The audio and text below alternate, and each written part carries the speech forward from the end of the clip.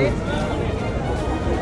Party మీద, అధికార పార్టీకి, టీఆర్ఎస్ మీద చాలా భయంతో చేస్తున్న పనులు.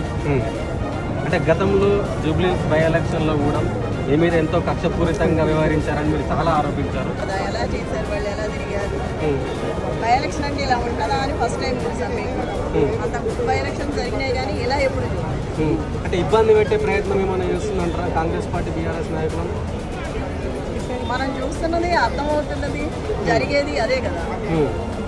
అంటే గతంలో జూబ్లీహిల్స్ బై ఎలక్షన్స్, ఇప్పుడు విచారణ పేరుతో కాళేశ్వరం, ఫార్ములా ఈ కార్ రేస్, ఫోన్ ట్యాపింగ్, ఇట్లా బీఆర్ఎస్ నాయకులను అష్టదిగ్బంధనం చేస్తున్నారు అనుకోవచ్చు.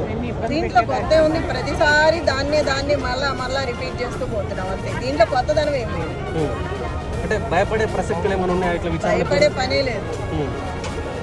ఉద్యమంలో నుంచి బీఆర్ఎస్ పార్టీ, దానికి భయపడే విధానం ఎక్కడా లేదు. ధైర్యంగా నిలబడే సత్తానే కానీ పార్టీకి ఎవ్వరికి భయపడే పని లేదు. అంటే ఇట్లా విచారణ పేరుతోని చెయ్యండి, ఎన్నన్నా చేసుకోండి, భయపడే పనే లేదు. ఎంత దాకైనా వెళ్తాం. అంటే ఉద్యమ నాయకుడిని ఇట్లా ఇబ్బంది పెట్టే ప్రయత్నం ఏమైనా జరుగుతుంది అనుకోవచ్చు. దాన్ని బట్టే అర్థం అవ్వాలి కదా. భయపడుతున్నాము ఒక పార్టీ గురించి అంటే మనం స్ట్రాంగ్గా ఉన్నామనే కదా ఎదుటివాడు భయపడి. అంటే అరెస్ట్ అవుతున్నామనే భయం కనిపిస్తుందని చెప్పేసి క్లియర్గా కాంగ్రెస్ నాయకులు చెప్తున్నారు. ఎవరికి అరెస్ట్ అవుతారని? కేసీఆర్, కేటీఆర్, హరీష్ రావు అరెస్ట్ అవుతామనే భయంతో ఇయర్స్ నుంచి జరుగుతుంది ఇది ఇలా రిపీట్గా. భయపడాల్సిన అవసరం ఏంటంటే కామన్ అలవాటు అయిపోయింది, మనకు అలవాటు అయిపోయింది. ఎట్లా ఏం చెప్తారు ఈ 2 ఏళ్ల పరిపాలన గురించి ఏం చెప్తారు? అసలు జరిగిందని చెప్పాలి. పరిపాలన అంటే గ్యారెంటీలు అమలులో జరగలేదు. మీరు మాట్లాడండి. అంటే నేను బై ఎలక్షన్ అన్నారు కదా, దాని అప్పటి నుంచి అయితే చెప్తాను. ఎందుకంటే ఉన్నాం, మనం పోరాడుతున్నాం. ఈ పోరాటంలో మేమే గెలిచాము. ఇప్పుడు కూడా ఏమర్థమైంది బై ఎలక్షన్లలో ఆ సిచ్యువేషన్ చూసిన తర్వాత? ఎందుకంటే మీరు కూడా కొన్ని భయానక పరిస్థితులను ఎదుర్కొన్నారు, ప్రత్యక్షంగా మేము చూసినాం కదా.